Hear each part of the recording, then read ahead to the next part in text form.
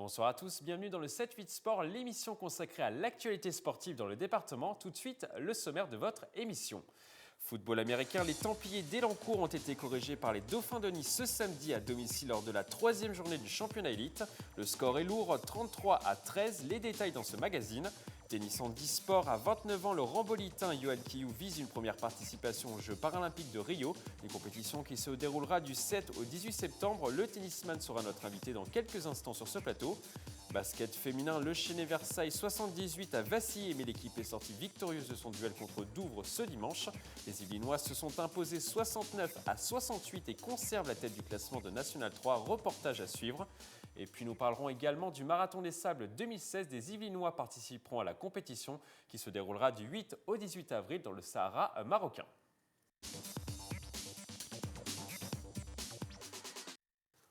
On commence donc ce magazine par du football américain. On jouait ce week-end la 3e journée du championnat élite, l'équivalent de la première division. Ce samedi, les Templiers d'Elancourt ont été terrassés par les Dauphins de Nice. Le score 33-13. Romain Respini pour le montage. Un match à vite oublié pour les Templiers d'Elancourt. Ce samedi, les Elancourtois se sont fait submerger sur leur terrain par les Dauphins de Nice à l'occasion de la 3e journée du championnat élite. Le score est sévère, 33-13. Les Dauphins ne sont pas venus ici de Nice pour faire un match nul ou perdre le match. Ils sont venus, ils étaient motivés. C'est une équipe explosive. Ils n'ont pas beaucoup de joueurs, donc ils jouent sur leur intensité et ils jouent ensemble. On ne s'est pas réveillé dans les 5 premières minutes. Donc il y a eu 5 actions, on prend 2 essais. Donc après, c'est dur de revenir. C'est une bonne équipe, il faut le respecter. Mais nous, on a raté plein d'occasions. On a beaucoup plus de talent et de potentiel que de ce qu'on a montré ce soir. Après cette contre-performance, les Templiers pointent à la 4e place du classement avec un bilan de 2 défaites et 1 victoire. Pour expliquer ce début de saison en demi-teinte, les cadres pointent le manque d'assiduité aux entraînements. On joue comme on s'entraîne. Et dernièrement, on n'a pas fait des superbes entraînements. Et ça se voit sur le terrain. Si on veut performer, plus de monde dans l'entraînement, plus de discipline, c'est qu'en devenir. Prochain match pour les Templiers d'Elancourt le dimanche 13 mars sur le terrain des Cougars de Saint-Ouen-le-Maune, champion de France 2015 et invaincu depuis 17 matchs. Après le football américain, on passe au tennis. À 18 ans, il a perdu sa jambe droite à la suite d'un cancer des os. Aujourd'hui, à 29 ans, le rambolitain Yohan Kiyou vise une première participation aux Jeux paralympiques en tennis. Depuis sa première licence en e-sport en 2008, son ascension est fulgurante. L'Yvelinois est passé du statut de débutant à celui de sportif de haut niveau en moins de 10 ans. Ce soir, nous avons le plaisir de recevoir Yohan Kiyou. Bonsoir. Bonsoir. Alors, avant de parler des JO et de Rio, on va revenir sur votre parcours. Vous avez eu, comme je le disais précédemment, une ascension fulgurante. En moins de 10 ans, vous êtes passé au statut de haut niveau. Oui, effectivement, je suis parti de loin puisque je reviens de. Donc j'ai eu une grave maladie, donc un cancer des os, un ostéosarcome. J'ai perdu ma jambe droite donc à l'âge de 18 ans. Et à cet âge-là, on a besoin de se reprojeter à travers des projets dans la vie privée, dans la vie professionnelle et sportive. Et grâce au tennis, j'ai pu vraiment me retrouver, me reprendre confiance en moi, et j'ai pu valider certaines étapes. Je suis vraiment de partie non classée jusqu'à atteindre le haut niveau français, puisqu'actuellement je suis numéro 5 français et environ dans le top 30 mondial. Avant cette épreuve, vous étiez joueur de tennis, mais pas plus que ça? Pas plus que ça, je faisais des sports collectifs en loisirs, notamment du foot, du handball également, et non, c'était une vraie découverte pour moi le tennis en e-sport. Donc vous avez gagné l'Open du Chili et celui d'Argentine en 2014. Vous pensiez arriver à ce niveau-là? Non, mais en même temps, on s'entraîne pour. Donc on fait des sacrifices pour aller chercher ces victoires, pour aller chercher des points qui vont nous permettre justement de nous qualifier pour des grandes échéances comme les Jeux paralympiques ou les Coupes du Monde. Et puis, c'est des sensations énormes de pouvoir porter une coupe et de se dire, de pouvoir remercier aussi un staff. Et des partenaires qui sont là aussi pour nous soutenir, et voilà, c'est toujours une grande émotion. Et quelle était votre émotion justement quand vous avez soulevé votre premier trophée?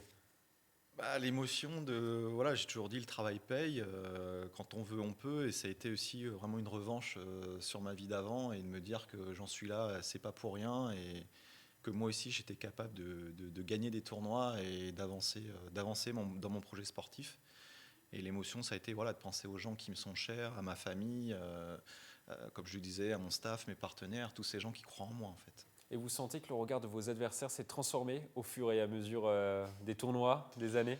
Oui, bah, bien sûr. Après, on est quand même un petit milieu. Le tennis c'est en fauteuil. On est à peu près moins de 4000 joueurs mondiaux au niveau sur un plan international. Donc on se retrouve régulièrement sur certaines compétitions dans le monde entier. Et effectivement, on commence à connaître un petit peu le niveau de chacun. Donc effectivement, le petit Yuan Qiyu, là, il a commencé à, À faire du bruit? à faire du bruit, à faire ses preuves. Donc oui, effectivement, on commence à se connaître. Oui. Donc vous êtes actuellement en course pour les Jeux paralympiques de 2016. Les sélections pour les qualifications sont programmées en juin. Est-ce que vous êtes confiant sur cette qualification ou vous êtes plutôt pessimiste? Vous êtes dans quel état en ce moment? Non, je reste optimiste. Hein. Je suis quelqu'un qui voilà optimiste dans la vie. Donc voilà. Après, j'ai une super saison 2014 où j'ai atteint le top 20 mondial. Vraiment, le top 20 mondial, ça représente le haut niveau en tennis fauteuil. Donc c'est des professionnels, hein, puisque c'est des gens qui ne font que ça, des vrais athlètes de haut niveau. Moi, à côté, j'ai quand même une situation professionnelle à gérer. J'ai fait un choix. Donc voilà, de pas laisser ma carrière professionnelle de côté. Et je suis toujours optimiste puisque là je suis aux portes, hein, je suis vraiment aux portes.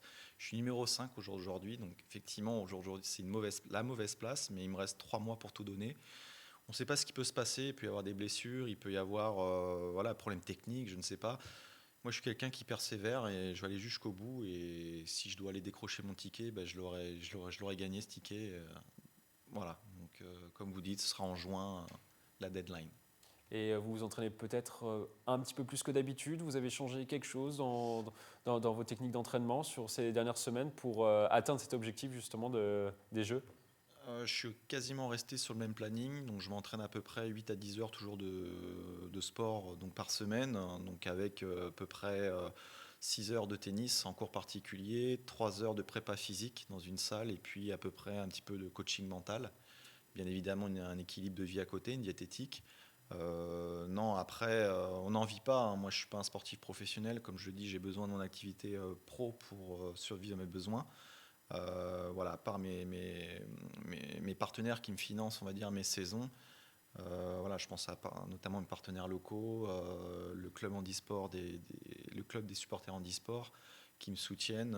Également, voilà, l'entreprise GSF aussi, donc, qui est une entreprise niveau national. Sinon, voilà, ils me défraient les frais, mais sinon, j'en vis pas. Ouais.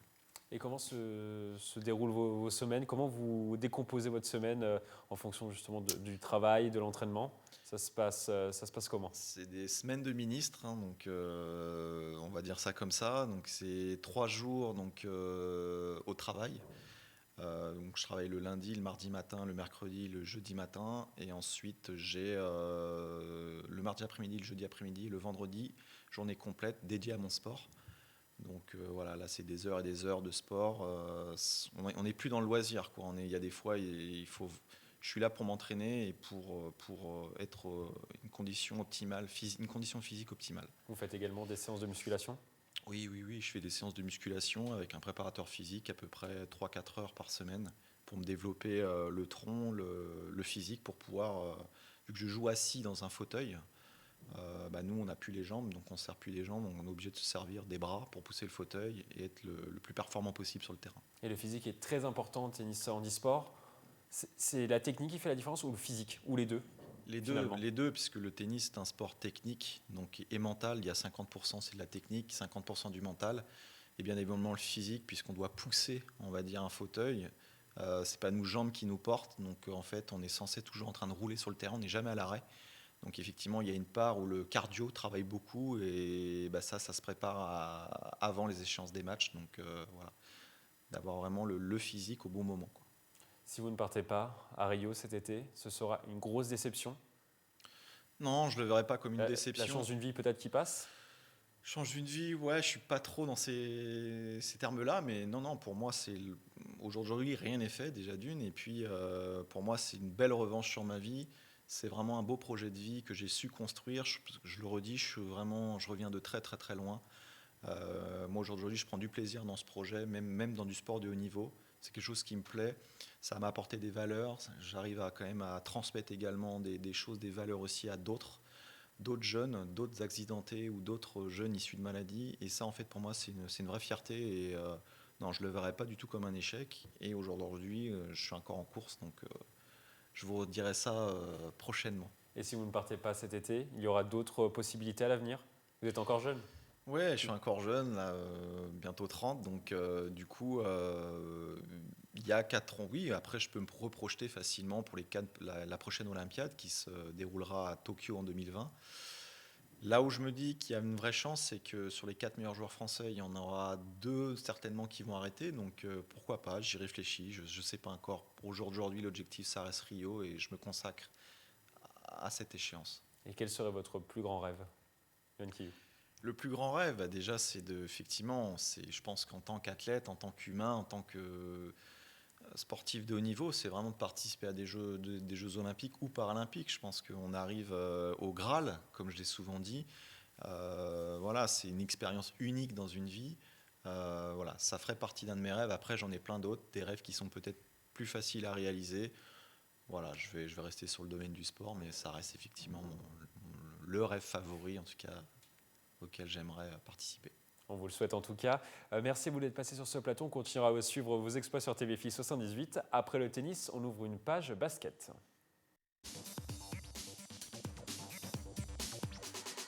En basket féminin, le Chénet Versailles 78 s'est imposé à domicile contre Douvres 69-68. Une victoire sur le fil qui permet aux Yvelinoises de conserver la tête du classement de la poule E de National 3. Le montage est signé Romain Ruspini. Le Chénet Versailles a vacillé, mais l'équipe est sortie victorieuse de son duel contre Douvres ce dimanche. Malmenés pendant 3 quarts temps, les Yvelinois se sont imposés à domicile sur le fil 69-68.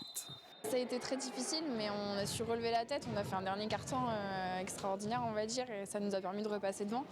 Avant les playoffs, ça fait du bien une victoire comme ça, puisque si on avait perdu de 17 points comme on était à la fin, ça aurait été difficile de gagner les matchs suivants. On revient grâce à nos shoots à 3 points. On a fait une belle série, on était très à droite à 3 points et on revient au score. Avec cette victoire, le Chénet Versailles conserve la première place de la poule E de National 3 avec 3 points d'avance sur le deuxième Ruaudin.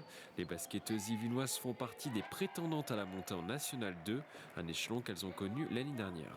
Pour l'instant, on prend chaque match comme il vient, on va pas plus loin que ça et on verra, mais ça se passe très bien, il ne devrait pas y avoir de problème. On attend les derniers matchs avec impatience et on espère vraiment remonter en National 2, c'est le niveau auquel on était l'année dernière et c'est l'objectif. Il faut continuer de travailler dur comme on a travaillé, rester concentré, préparer nos playoffs, parce qu'en playoffs, nous devons avoir un jeu très élevé pour réussir.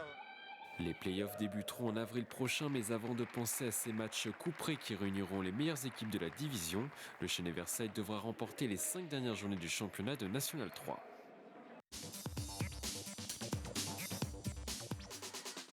La 31e édition du Marathon des Sables est programmée du 8 au 18 avril dans le Sahara marocain. Le concept, les coureurs doivent parcourir une distance de 250 km en autosuffisance alimentaire, avec l'obligation de porter leur équipement sur le trajet. Pour nous parler de la compétition, nous recevons sur ce plateau Gilles Bobo qui participera à son 4e Marathon des Sables et Laurent Casdon qui sera novice sur cette épreuve en avril prochain. Bonsoir. Bonsoir. Alors on va commencer par vous. Gilles, vous en êtes à votre 4e édition. Oui. Pourquoi vous inscrivez-vous chaque année? Je m'inscris chaque année parce que c'est une épreuve qui est magique, qui me parle beaucoup. Pourquoi? Parce que c'est avant tout une aventure humaine. C'est une aventure sportive aussi, dans un cadre magique qui est le désert marocain. Et en plus, c'est une manière pendant une semaine de pouvoir se couper complètement Se couper du monde. se couper du monde et pouvoir vivre une vraie aventure sportive. Pour vous, Laurent, ça sera votre premier marathon des sables? C'est une première participation avec tout le suspense, l'incertitude et la difficulté de la préparation. Donc une inscription, je crois, qui vient pour relever un nouveau challenge. Vous êtes un habitué. On rallonge les distances au fur et à mesure. On commence par les petites distances, puis après on passe au marathon, puis on rallonge encore un petit peu au trail, le 80 km, et puis 100 km à Millau. Et puis finalement, on arrive à l'épreuve ultime, celle dont on rêve, qui est le marathon des sables. Et vos proches ont réagi comment à cette annonce? Avec une certaine inquiétude, il faut l'avouer. Ils veulent vous stopper, ils veulent vous arrêter? La distance de 250 km, alors avec une certaine habitude par rapport à des épreuves de plus en plus longues que je fais chaque année. Mais c'est vrai que 250 km, ça paraît une énorme montagne à gravir. De votre côté, vos proches réagissent comment à chaque fois que vous partez? Alors écoutez, de mon côté, c'est ma 4e édition, mais la 2e et la 3e édition, je l'ai couru avec ma femme. Donc on a pu même le faire en famille, vous voyez, et avec plein de copains. Donc nos proches, non, ils voient ça d'un œil un peu toujours tu es fou. Mais bon, ils me voient revenir en bon état et puis ils me voient repartir. Alors ils sont plutôt rassurés.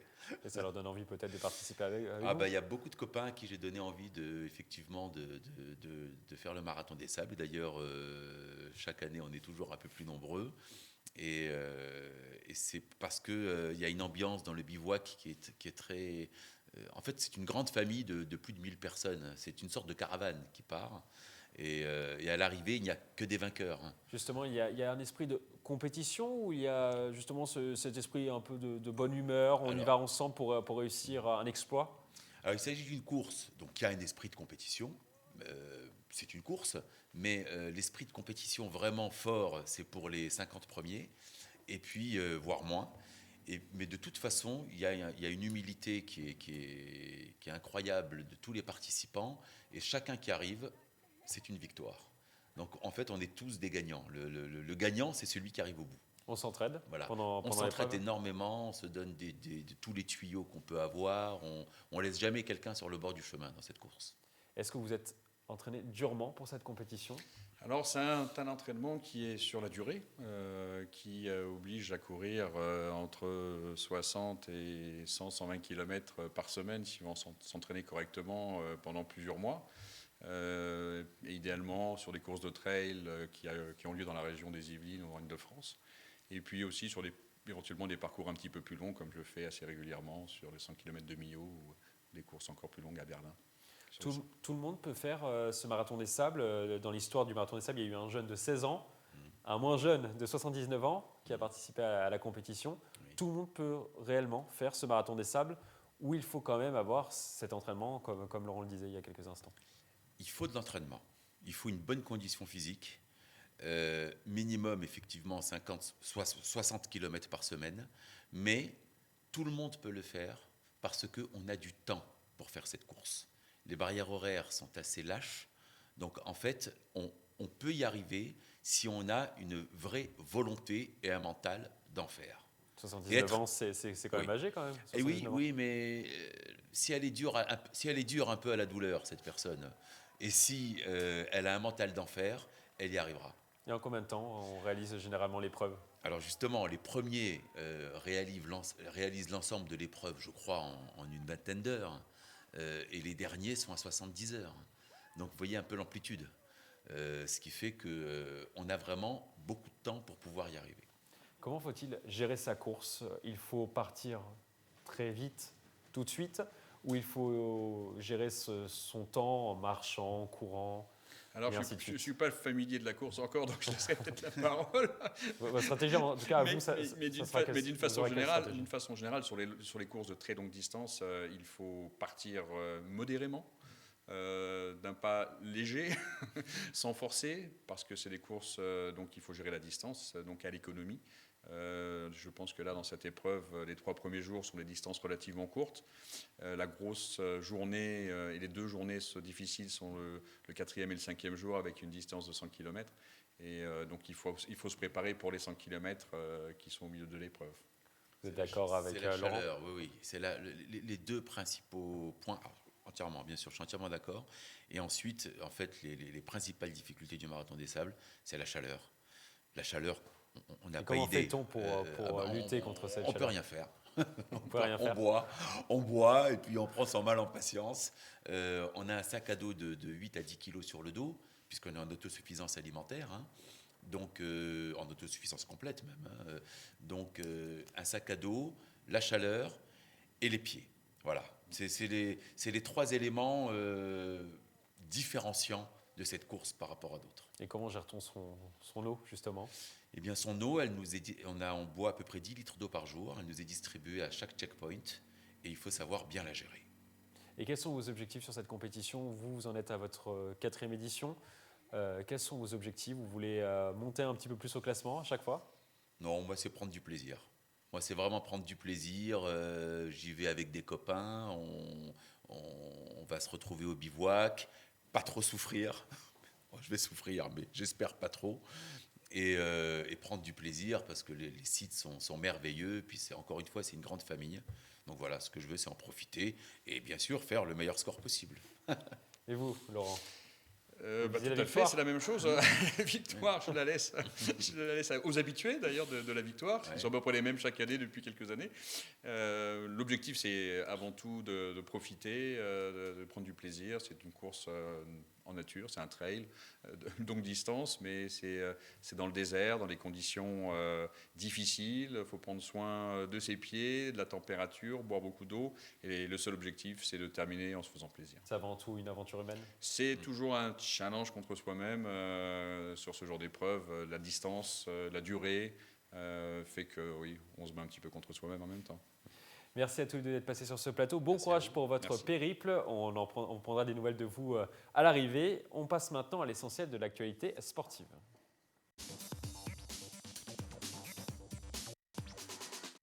Cette page part du rugby. En Fédéral 3, l'équipe senior de Chevreuse s'est inclinée contre Chinon à domicile lors de la 14e journée du championnat. Le score 24-15. Au classement, Chevreuse recule d'une place et occupe désormais l'avant-dernière place derrière Jouer les Tours. Une position synonyme de relégation à la fin de la saison. Il reste 4 matchs aux Chevrotins pour se sauver. Toujours en rugby et toujours en Fédéral 3, Plaisir n'en finit plus de gagner. Les Plaisirois ont engrangé leur 13e victoire en 14 matchs disputés cette saison contre Marc-en-Barœul. Le score est sans appel, 59-12. Au classement, Plaisir est évidemment en tête avec 1 point d'avance sur le second Rissorangis. La montée est l'objectif fixé en début de saison et donc plus que jamais envisageable. On referme ce magazine par 2 dates. Le premier rendez-vous concerne le cyclisme sur piste. Les championnats du monde sont programmés à partir de mercredi jusqu'à dimanche à Londres en Angleterre. Parmi les concurrents, on retrouve plusieurs Yvelinois. Ligny-Montin, François Pervis tentera de faire aussi bien que lors des championnats du monde 2015 où il avait remporté 2 médailles d'or à Saint-Quentin en Yvelines. Son principal concurrent devrait être un autre Yvelinois, Grégory Boger. Le cycliste originaire de Maisons-Laffitte, 9 fois champion du monde, sera aligné dans les mêmes épreuves que François Pervis. Le Plaisirois Michael Dalmeda tentera lui de remporter des médailles dans les épreuves de sprint. Chez les dames, Sandy Claire, qui habite à Plaisir, va essayer de monter sur le podium en vitesse individuelle. Objectif annoncé par la fédération, rafler au moins 5 médailles pour préparer les Jeux Olympiques de cet été à Rio. Et on termine par la célèbre compétition cycliste Paris-Nice. Pour la 5e année consécutive, la course organisée du 6 au 13 mars s'élancera depuis les Yvelines. La ville de Conflans-Sainte-Honorine a été choisie pour le prologue de cette 74e édition avec au programme 6 km avec le fameux Sentier des Laveuses, une côte de 200 mètres. Une deuxième ville yvelinoise sera également à l'honneur sur ce Paris-Nice 2016. Condé-sur-Vègre, 1159 habitants, a été sélectionné pour accueillir le départ de la première étape de la compétition. Une première pour ce village situé près de Rambouillet. Une centaine de coureurs est attendue sur Paris-Nice. Parmi les têtes d'affiche, on retrouvera les stars françaises Romain Bardet et Tony Galopin, l'Italien Fabio Aru et l'Espagnol Alberto Contador, vainqueur du Tour de France et vainqueur de l'épreuve en 2007 et 2010. C'est la fin de ce 7-8 Sport. Merci de l'avoir suivi. On se retrouve lundi prochain pour un nouveau magazine. D'ici là, passez une excellente semaine sportive. Très belle soirée sur TB Fil 78.